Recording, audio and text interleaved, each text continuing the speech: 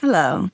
Today, I will be sharing my journey and my story of how I got my blood pressure down from over 280, over 150, to now I'm averaging around 123 to 80. So, I'm going to share my story and then also give you some tips on ways you can also lower your blood pressure if you are dealing with hypertension. So, starting off, I'll tell you a little bit of my story. I was just sitting, watching TV with my family. And then all of a sudden, as we're sitting, I'm looking at my phone. I'm on my phone. And then all of a sudden, I couldn't see. Like it got blurry. And so I'm thinking, oh, something's off my contact. Like I had just gotten some new contact lenses. So I thought maybe something was wrong with my contact.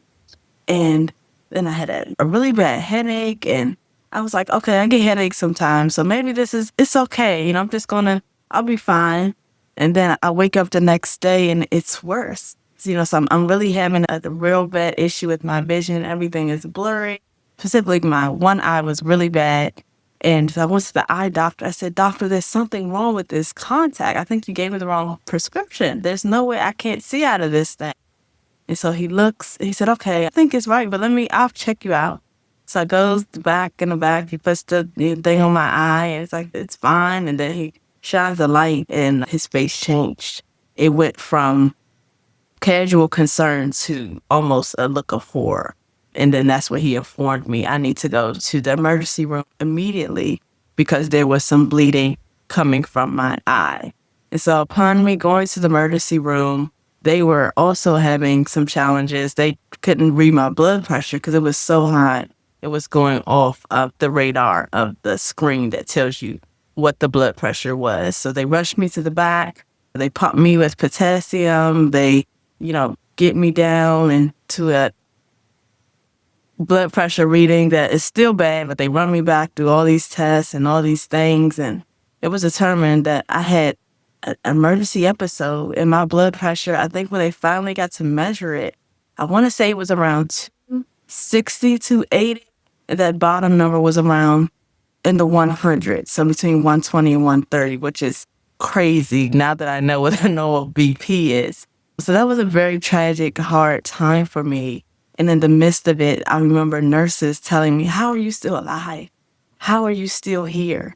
And I'm a woman of faith, so the first thing I will say is that was a miracle of God and his miraculous healing power. But I also was thankful for the doctors who really helped in that emergency situation to see that there was something wrong. Another thing I dealt with during that time was frequent urination. I was using the bathroom every second. It was very hard for me to just sit down and not have to use the restroom.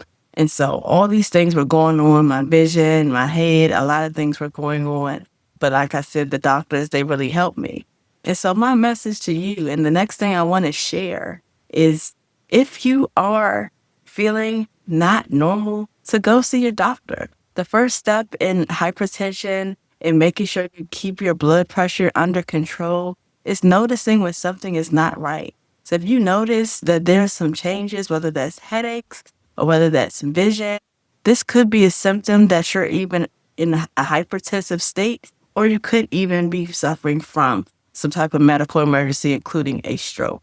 So anytime that you have sudden onset symptoms, I, number one, want to recommend that you go to your doctor. The second thing that I want to recommend in order that I did to get my pressure down was constant communication with my doctor. I let them know how I feel, how the medication was treating my body, how my body was reacting. So I would definitely say right after you notice something wrong, then communicate with your doctor. It's not a one-time, okay, I'm good. Make sure you continue to talk to your physician about your medical challenges, even if you think it's unrelated.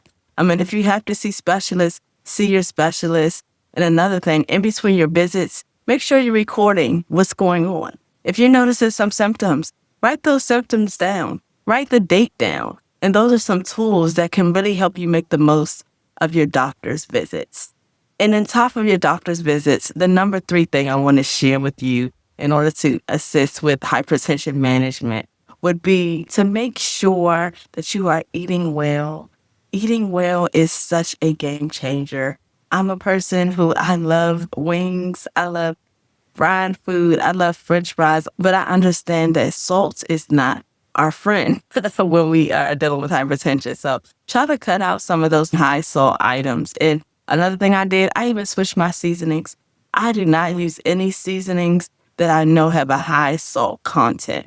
So I'm a Maryland girl, so Old Bay is a thing here, but I even get the low sodium version of the Old Bay seasoning. So I would definitely recommend, if you do season your food, to use something with low sodium. And if you do have to use something with sodium, just don't go extra heavy on it. Just put a little sprinkle. That way you can get that flavor that you may be looking for. And again, if you can eliminate fried foods, please do. But if you are not ready there, just kind of lessen yourself, So maybe not every day I'm eating French fries. Maybe that's once a week. Maybe on Fridays I have a little fun. But just try to make a habit of cutting out a lot of those foods that have a lot of salt in it.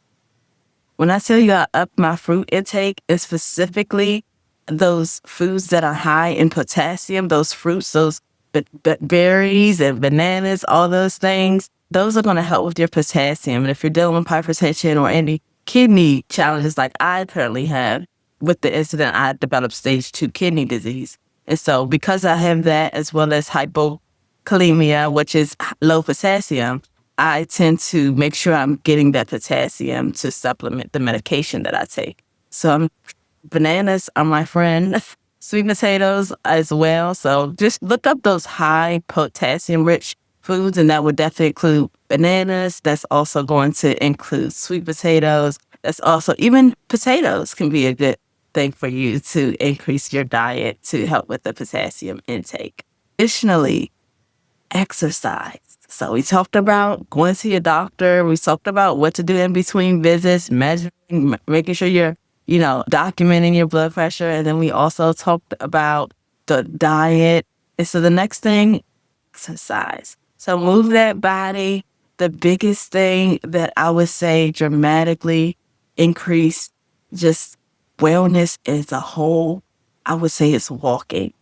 I've graduated to running now, but I started with walking. So 30 minutes a day, make sure you're moving your legs. Even if that's in 10-minute increments throughout the day, move those legs, get the pressure lower. And just that circulation of moving your legs, that's also really going to help in getting that pressure down. So find a time to where you can walk. If it's cold outside, maybe get on the treadmill and walk a few minutes. So definitely find some time to just walk. And if you can run, but you got to start somewhere. But walking is definitely something you can do. And then different exercises, things that really involve your legs and circulating them, or your limbs, just getting your blood moving. You want to increase that heart rate so you can keep the blood flow going. So not too much, but also always consult with your physician before any strenuous exercise. But I would say, if I could say choose any exercise, I would say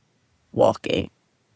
And then the last thing that I want to share as far as things that I've done to get my body back to recovery during this stage is less stress. So stress management is very big.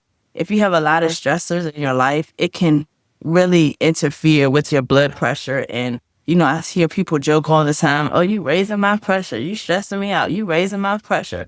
But it's a real thing. So try to manage your stress, do little things, find what works for you. I've colored before. I just got a fishing rod. I plan to go fishing, and I've done hiking, and I'm an outdoors girl. So that may not be you, but just find something where you can get that stress release. And if there's life stressors, just trying to find ways, again, journaling. If you got to do therapy, do therapy. Find a way to get those stressors, either eliminate them from your life, if that's people or situational. But if there's some reason you can't make those drastic life changes, just find a way to deal with it and manage through the storm. There's a book I read when I was a little kid, preschool. It said, you can't go over it, you can't go under it, you got to go through it. So if you're in a space where you feel like there's nothing you can do and you have to go through this stressful period of your life, find ways to kind of cope and manage and meditate and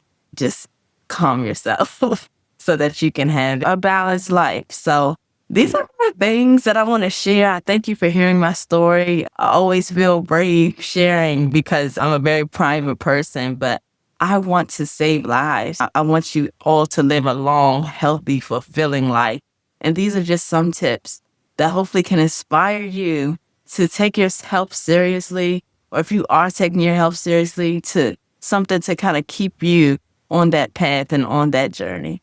Thank you, and I will see you next time on the Blood Pressure Blueprint.